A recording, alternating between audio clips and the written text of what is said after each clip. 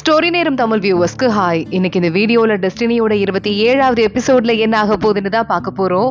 Last எபிசோட்ல பயன் கிட்ட தனியா பேசணும் அப்படின்னு மாஸ்டர் கூப்பிட்டு இருந்தாரு. அதோட தான் முடிஞ்சது. இந்த எபிசோட்ல பயன் அமைதியா போய் மாஸ்டர் முன்னாடி கால்ல விழுந்து கிடக்க மாஸ்டர் சொல்லிக்கிட்டு இருக்காரு, எனக்கு எதுவும் தெரியாது நினைச்சிட்டு இருக்கியா அப்படின்னு. பயன் அடுத்த செகண்டே உண்மையெல்லாம் சொல்லிடுறான். நான் நீஹ்வாவை கூப்பிடுறதுக்கு மறுபடியும் அரக்க உலகத்துக்கு போனேன். அதுக்கப்புறம் என்ன ஆச்சு அப்படின்னு எல்லா கதையும் சொல்ல ஆரம்பிக்க, அதுக்கப்புறம் நீ உடம்பு சரியில்லை அப்படின்னு சொல்லிட்டு ஆக்டிங் போட்டு லிங்கி மூலமா போய் சொல்லிருக்க. ஆனா இந்த தடவை வெறும் கையோட தான் திரும்ப வந்திருக்க. இதுக்கும் மேல மறுபடியும் நீ அந்த இடத்துக்கு போக மாட்ட அப்படிங்கிறதுக்கு எனக்கு கண்டிப்பா உத்தரவாதம் வேணும். அது கொடுக்க முடியுமா? ஏன்னா அந்த இடத்த அடுத்து பாத்துக்க போறது நீதான், தலைவன் ஆக போற அப்படின்னு சொல்ல உடனே எங்க பையன் பாத்துட்டு இருக்கான். எனக்கு புரியுது மாஸ்டர் அப்படின்னு. புரியுறது வேற, அதுபடி ஃபாலோ பண்ணி நடக்கிறது வேற. உன்னால அதை பண்ண முடியுமான்னு தெரியல, கொஞ்சம் யோசிச்சுக்கோ அப்படின்னு மாஸ்டர் ரொம்ப ஹார்ஷாவே பையன் கிட்ட பேசிடுறாரு. பையன் அமைதியா இருந்துட்டு இருக்கான். இன்னொரு பக்கம் பார்த்தா நீஹ்வா கண்ணை திறக்கிறா. அவ ஏஞ்சதுமே ஒரு குட்டி பொண்ணு நீஹ்வாக்கா ஏஞ்சிட்டாங்க அப்படின்னு கத்திக்கிட்டே போறா. நீஹ்வா எந்திரிச்சதுமே இன்ஸ்பெக்டர் ஓடி வந்துடுறான் சந்தோஷமா. உங்க வீட்டுக்கே வந்துட்டோம், உங்க அப்பாவோட வீடு, இனிமே இது உங்க வீடுன்னு சொல்ல பக்கத்துல கூபை அப்படின்னு ஒரு பெரியவர் நிக்கிறாரு. கூபை அங்கிள் நீங்களா அப்படின்னு கேட்க, ஆமாமா நானே தான் அப்படின்னு சொன்னதும் நீஹ்வா அழவே ஆரம்பிச்சிடுறா. சின்ன வயசுல வர பார்த்த ஞாபகம் எல்லாம் வருது. நீஹ்வா வெயிட் பண்ணிக்கிட்டு இருக்கும் போதே இன்ஸ்பெக்டர் சொல்லிக்கிட்டு இருக்கான், இங்க பாருங்க உங்க அப்பாக்கு ஆபத்து வந்ததுக்கு அப்புறமா நீங்களும் இறந்து போயிட்டீங்கன்னு நினைச்சதால எல்லாரும் ஆளுக்கு ஒரு பக்கமா பிரிஞ்சு போயிருக்காங்க. அதுல சில பேர் தனியா கூட்டமா ரகசியமா இருந்துட்டு வியாபாரிங்க மாதிரி வாழ ஆரம்பிச்சிருக்காங்கன்னு சொல்ல, நீங்க இருந்தாலும் இவ்வளவு வருஷத்துக்கு அப்புறமும் ஒத்துமையா இருப்பீங்க நினைச்சு பாக்கல அப்படின்னு நீஹ்வா சொல்லிக்கிட்டு இருக்கா. ஒருத்தர் வந்தாருமா உங்க அப்பா இறந்து போனதுக்கு அப்புறமா.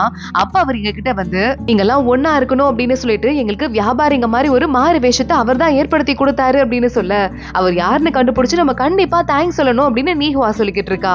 நல்ல வேலைமா நீங்க திரும்ப வந்துட்டீங்க. இப்போ நீங்க மறுபடியும் என்ன பிளான்ல இருக்கீங்கன்னு கேட்க இன்ஸ்பெக்டர் சொல்லிக்கிட்டு இருக்காரு, நம்ம மாஸ்டரோட சாவுல நிறைய மர்மம் இருக்கு, அதனால நாங்கெல்லாம் அதை கண்டுபிடிக்க போறோம். அது மட்டும் இல்லாம நம்ம இனத்தை மறுபடியும் பழையபடி கொண்டு வர போறோம் அப்படின்னு சொல்ல ரொம்பவே ஹாப்பி ஆயிடுறாரு அங்க கூபை. கண்டிப்பா கொண்டு வாங்கம்மா, ஆனா அதுக்கு முன்னாடி ஒரு விஷயம் சொல்லணும். நம்ம புனித டோக்கன் ஒண்ணு இருக்கு, அது இருந்தாதான் நம்ம இனத்தெல்லாம் நம்ப வைக்க முடியும், எல்லாரும் திரும்ப வருவாங்க. ஆனா உங்க அப்பா இறந்து போனப்போ ஷூஷு இனம் இருக்காங்களே, அது அந்த டோக்கனை வாங்கிட்டு போயிட்டாங்கன்னு சொல்ல, ஷூஷு இனம்னா பையனோட இனம் தானே. அதை கேட்டதுமே நீஹ்வாக்கு லேசா முகம் மாறுது. மேடம் நீங்க கொஞ்ச நேரம் ரெஸ்ட் எடுத்துக்கோங்க, அப்புறம் எதுவா இருந்தாலும் பாத்துக்கலாம்னு சொல்ல, கூபை அங்கிளோட பொண்ணுதான் பக்கத்துல இருக்க பொண்ணா சங்சங் அவ பேரு. சங்சங்க நீங்க கூடவே வச்சுக்கோங்க, உங்களுக்கு என்ன ஹெல்ப்னாலும் இவகிட்ட கேளுங்கன்னு சொல்ல, நான் உங்களை பாத்துக்கிறேன் மேடம் அப்படின்னு சங்சங் சொல்லிக்கிட்டு இருக்கா. உடனே நீஹ்வா அவளை பக்கத்துல கூப்பிட்டு, பரவாயில்லையே குட்டி பொண்ணு ரொம்ப அறிவாளியா இருக்கீங்க, இந்த ஊர் எனக்கு சுத்தி காட்டுறீங்களான்னு கேட்க, வாங்க போலாங்கா அப்படின்னு சங்சங் கூப்பிட்டுக்கிட்டு இருக்கா. இங்க அடுத்து பார்த்தா நம்ம லிங்கியோ வெயிட் பண்ணிட்டு இருக்கான். ஜிங்ஜி வரா. எதுக்குடா என்ன கூப்பிட்டியாமே அப்படின்னு கேட்க, அது வந்து அப்படின்னு சொல்லிட்டு அவன் இழுத்துட்டு, முன்னாடி எல்லாம் உன் கூட எப்ப பாரு வெளியே போயிட்டு இருப்பேனா, ஜாலியா பேசுவேன், இப்ப எப்ப பார்த்தாலும் உங்க அப்பா என்ன முறைச்சு முறைச்சு பாத்துட்டு இருக்காரு, பேச முடியலன்னு சொல்ல, மொக்க போலதான் என்ன கூப்பிட்டியா அப்படின்னு ஜிங்ஜி கீழே இறங்குறா. இல்ல உனக்கு ஒரு கிஃப்ட் கொடுக்கணும் அப்படின்னு கையில இருந்த ஒரு விசிறி ஒண்ணு, ரொம்ப ரேரான ஃபேமிலி ஹேர்லூம் மாதிரி, அதை எடுத்து நம்ம லிங்கியோ கொடுக்குறான். இந்த விசிறி எதுக்கு அப்படின்னு ஜிங்ஜி கேட்க, எனக்கு இவ்வளவு நாளா ஹெல்ப்ஃபுல்லா இருந்திருக்கல, நம்ம ரெண்டு பேரும் ஒருத்தங்க உயிரை காப்பாத்திட்டு ஒருத்தங்க வாழ்ந்திருக்கோம்ல, அதுக்கு நீதான் என்னோட ஃப்ரெண்டுன்னு சொல்ற மாதிரி இந்த விசிறியை கொடுக்குறேன்னு சொல்ல, எனது நான் ஃப்ரெண்டுன்னு சொல்றக்கா எனக்கு இந்த விசிறி கொடுக்குறியா, உனக்கு தேவையே கிடையாது அப்படின்னு ஜிங்ஜி சொல்றா.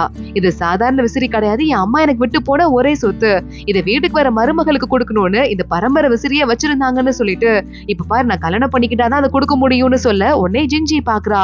அப்ப எப்படி இதை நான் வாங்கிக்க முடியும், நீயே வச்சுக்கோ, நீ கல்யாணம் பண்ணிக்க போற பொண்ணுக்கு கொடுத்துக்கோன்னு வெக்கப்பட்டுட்டு சொல்ல, இல்ல நான் உனக்கு ஆல்ரெடி கொடுத்துட்டேன், நீ என்ன கல்யாணம் பண்ணிக்கோ அப்படின்னு வெக்கப்பட்டுக்கிட்டே லிங்கியோ சொல்லி ஓட ஆரம்பிக்கிறான். போற வழியிலே பொத்துன்னு விழுந்து வச்சிடுறான். ஜிங்ஜி அவனை பார்த்து சிரிக்க ஆரம்பிக்கிறா. இங்க மறுபடியும் இந்த ஊருக்குள்ள வராங்க. நீஹ்வா வந்திருக்கால, அவளுக்கு வந்து பார்க்கும் போதெல்லாம் பையனோட இந்த ஊருக்கு வந்தாலே அதுதான் ஞாபகம் வருது. அவ பாட்டுக்கு ஒரு மாதிரி சோகம் ஆயிடுறா. இந்த ஊர் இன்னைக்கு என்ன இவ்வளவு கூட்டமா இருக்கு அப்படின்னு நீஹ்வா கேட்க, நாளைக்கு ஷூஷு இனத்துல ஒரு மீட்டிங் வச்சிருக்காங்க, அதுக்காக தான் இவ்வளவு கூட்டமா இருக்கு, எல்லா ஊர்ல இருந்து ஆளுங்க அங்க போயிட்டு இருக்காங்கன்னு சொல்ல, அப்படியா அப்படின்னு நீஹ்வா கேட்டுக்கிட்டு இருக்கா. அதே மாதிரியே பையனோட டீம்லயும் உண்மையா மீட்டிங் நடக்குது, எல்லா ஊர்ல இருந்தும் லீடர்ஸ் எல்லாம் வந்திருக்காங்க. அதுல நம்ம பெரிய மாஸ்டர் உட்கார்ந்துட்டு, இப்போ ஒரு முக்கியமான விஷயமா தான் பேசுறதுக்காக வந்திருக்கேன். இப்போ மறுபடியும் சொங்கோங் திரும்பி பவரோட வெளியே வந்துட்டான். 2 கல் அவங்க கிட்ட இருக்குங்கிறதால ஒட்டுமொத்தமா நம்ம உலகமே பயந்து போயிருக்குன்னு சொல்ல, அதை நம்ம கண்டிப்பா அழிச்சுதான் ஆகணும். சொங்கோங்க நம்ம சும்மா விடக்கூடாது, அதுவும் இல்லாம 2 கல் அவங்க கிட்ட இருக்குங்கிறதால நம்ம வந்து இப்ப ரொம்ப கேர்ஃபுல்லா இருக்கணும் அப்படின்னு சொல்ல, பையன் அமைதியா மாஸ்டர் சொல்றதெல்லாம் கேட்டுட்டு இருக்கான். இப்ப நம்ம என்ன பண்ண போறோம், ஏற்கனவே இந்த நீஹ்வா இருக்காளே அந்த பொண்ணு கூட திரும்ப வந்து அவங்களோட இயக்கத்தை திரும்ப ஆரம்பிச்சிருக்காளாம். அந்த பொண்ணு மனசுக்குள்ள என்ன பிளானோட வந்திருக்கான்னு தெரியல. நம்மளும் வந்துட்டு நல்லா பாதிக்கப்பட்டிருக்கோம், விஷம் எல்லாருக்கும் உள்ள போயிருக்கு, அதுல இருந்து மீண்டு வரதுக்கே நமக்கு கொஞ்சம் டைம் ஆகும்ல, அதுக்கப்புறம் தானே சண்டைக்கு போறதுனா கூட போக முடியும் அப்படின்னு கேட்க, பெரிய மாஸ்டர் பாக்குறாரு. சொல்றாரு. அதெல்லாம் இல்லாம நான் இன்னொரு விஷயமும் சொல்லணும். சொங்கோங்கோட இவ்வளவு பெரிய ஆபத்துல இருந்து நம்மள எல்லாம் காப்பாத்துனது பையன் தான். அதனால பையனுக்கு இதுக்கும் மேல வெயிட் பண்ணாம முழு தலைவன் பொறுப்பை கொடுக்க போறேன்னு சொல்லிட்டு என்னப்பா அப்படின்னு பையனை கேட்க, இந்த உயிர் உடம்பு ரெண்டுமே இந்த இடத்துக்காக நான் எப்பயோ ஒப்படைச்சிட்டேன், நான் நீங்க சொல்றத கேட்பேன் அப்படின்னு பையன் சொல்லிக்கிட்டு இருக்கான். ரொம்ப சந்தோஷம் அப்படின்னு மாஸ்டர் சொல்ல மத்தவங்க எல்லாம் பாத்துட்டு இருக்காங்க. ஆனா அதுக்குள்ள எல்லாருமே வாழ்த்துக்கள் வாழ்த்துக்கள் அப்படின்னு பையனை பார்த்து கத்த ஆரம்பிக்க சீனியருக்கு செம்ம எரிச்சலா இருக்கு. கரெக்டா சிரிச்சுட்டே லிங்கியை பார்க்கும் போது ஒரு பையன் ஓடி வந்துட்டு இருக்கான். ஒரு பொண்ணு வந்திருக்காங்க, அவங்க போக மாட்டேங்கிறாங்க, நான் துரத்தையும் வெளியே எங்க இனத்தோட தலைவி அப்படின்னு சொல்லிக்கிறாங்க. அவங்க பேரு நீஹ்வாவான்னு சொல்ல டக்குனு ஷாக் ஆயிடுறான் பையன். நான் போயிட்டு பாத்துட்டு வர மாஸ்டர்னு கிளம்புறான். நம்ம லிங்கியும் பின்னாடியே கிளம்பி ஓட ஆரம்பிக்கிறான். நீஹ்வாவை போயிட்டு பையன் பார்க்க ஆரம்பிச்சிருக்க.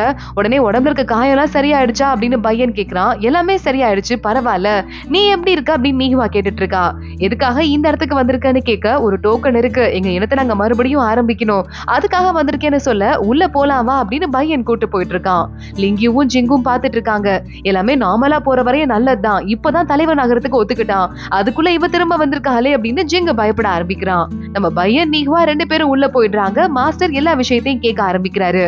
என்னம்மா திடீர்னு இப்படி வந்திருக்கீங்க, நாங்க எப்படி உங்களை நம்புறது, இத்தனை நாள் நீங்க சொங்கம் கூட தானே இருந்தீங்க அப்படின்னு கேட்க, இன்னைக்கு நீங்க எல்லா தலைவர்களும் வந்திருக்கீங்கன்னு தெரியும், அதான் இன்னைக்கு செலக்ட் பண்ணி நான் வந்திருக்கேன். அப்ப நான் எவ்வளவு ஸ்ட்ராங்கா எங்க ஃபெங் இனத்தை மறுபடியும் கொண்டு வரதுல உறுதியா இருக்கேன்னு உங்க எல்லாருக்கும் தெரியும் பாருங்க, அதுக்காக தான் வந்திருக்கேன். என் இனத்தை நான் மறுபடியும் கொண்டு வரணும்னா எனக்கு அந்த டோக்கன் வேணும், அதை எனக்கு கொடுத்து ஹெல்ப் பண்ணுங்கன்னு சொல்ல, உடனே மத்த எல்லாரும் பார்த்து இந்த பொண்ணால நமக்கு ஆபத்து வந்துச்சு, இவளை கொல்லுங்க கொல்லுங்கன்னு கத்த ஆரம்பிக்கிறாங்க.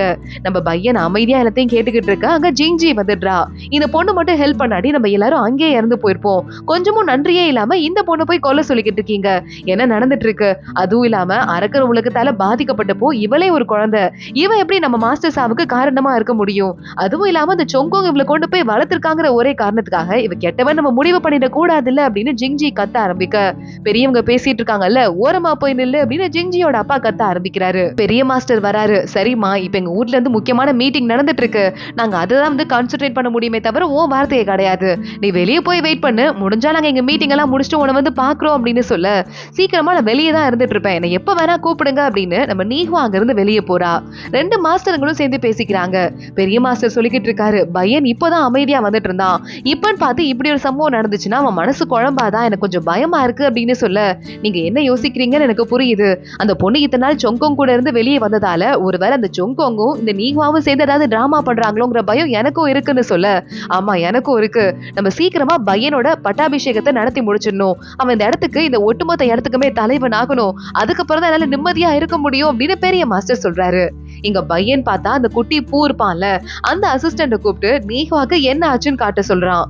அதே மாதிரி அவனும் காட்ட, நீஹ்வா இருக்கிற எனர்ஜி எல்லாம் விட்டுட்டு இதுக்கு மேல உனக்கும் எனக்கும் இந்த சம்பந்தமும் கிடையாதுன்னு சொங்கோங் சொன்னதுக்கு அப்புறமா ஊரை விட்டு வெளியே துரத்தப்பட்டாலே அதை பாத்துடுறான். அந்த இடத்துக்கு நேரா உள்ள நம்ம லிங்கியும் வந்துடுறான். என்னடா ஆச்சு அப்படின்னு கேட்க, பையன் என்னென்னலாம் நீஹ்வாக்கு ஆச்சோ அதெல்லாம் சொல்லிக்கிட்டு இருக்கான். எல்லா சக்தியும் இப்ப அவளுக்கு போயிடுச்சுடா, இதுக்கு மேல அவளுக்கும் அந்த இடத்துக்கும் எந்த சம்மந்தமும் கிடையாது, சொங்கோங்குக்கும் அவளுக்கும் கூட சம்மந்தம் கிடையாதுன்னு சொல்ல, அங்க இருந்து வெளியே வரதுக்காக உயிரையே படைய வச்சிருக்கா, நீ என்ன பண்ண போற அப்படின்னு லிங்கியும் கேக்குறான். மாஸ்டர் உங்களை கூப்பிடுறாரு அப்படின்னு பையனுக்கு தகவல் வருது. மாஸ்டரை பார்க்க நேரா பையன் கிளம்பி போயிட்டு என்ன மாஸ்டர்னு கேட்க, நாளைக்கு உனக்கு நாங்க பட்டாபிஷேகம் பண்ண போறோம்னு சொல்ல, பையன் உடனே காலில் விழுந்து இதுக்கு நான் முழு பொறுப்பை ஏத்துக்கிறேன் அப்படின்னு சொல்லிட்டு இருக்கான். மாஸ்டர் பாக்குறாரு, ஒருவேளை தலைவன் பதவியை ஏத்துக்கிட்டதுக்கு அப்புறம் கூட காதல் உன் மனசுல இருந்ததுன்னா அந்த காதல் உனக்கு தலைவன் பதவி கொடுக்குறேன்ல, அப்ப வர சக்தினால உன் இதயத்தையே அழிக்க ஆரம்பிச்சிரும், அதனால நீ அதெல்லாம் பண்ணக்கூடாதுன்னு சொல்ல, இந்த ஒட்டுமொத்த உலகத்தையும் பாதுகாக்கணுங்கிறது தான் இப்ப என்னோட ஒரே குறிக்கோளா இருக்கு, வேற எதுவும் இல்ல அப்படின்னு பையன் கண்ணுல கண்ணீரோட சொல்லிக்கிட்டு இருக்கான்.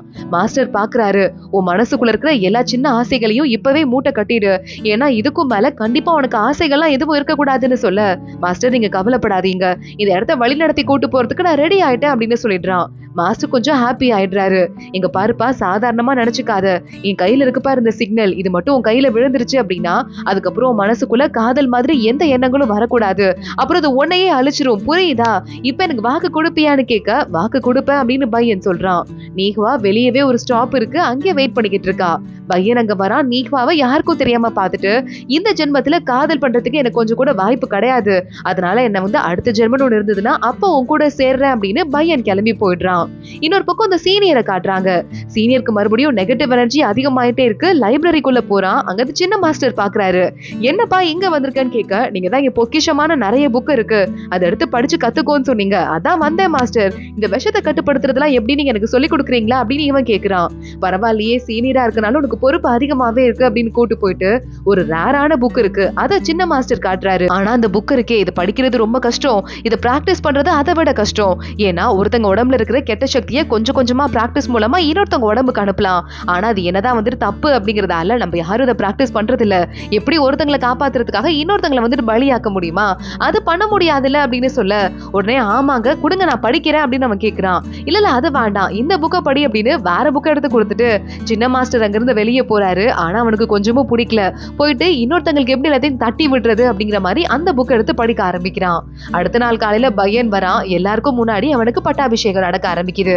மாஸ்டர் அவரோட கையில இருந்து இந்த தலைவனுக்கான அந்த முத்திரையை நம்ம பையன் கைக்கு அனுப்பிட எங்களையும் மறந்துடுவானா அப்படின்னு லிங்கியோ கேட்டுக்கிட்டு இருக்கான். அவனுக்கு எது ஞாபகம் மறதிலாம் வரப்போறது இல்ல, காதலை மட்டும் தான் அவன் கட் பண்ணணும்னு சொல்ல எனக்கு அவன் ஃப்ரெண்டா இருக்கானா அது போதும் எனக்கு கவலை இல்ல அப்படின்னு லிங்கியோ சொல்லிக்கிட்டு இருக்கான். பையன் தலைவன் ஆகிறதுக்கு ரெடி ஆயிட்டு அந்த முத்திரையை கையில வாங்கிக்கிறான். அதோட தான் இந்த எபிசோட் முடியுது.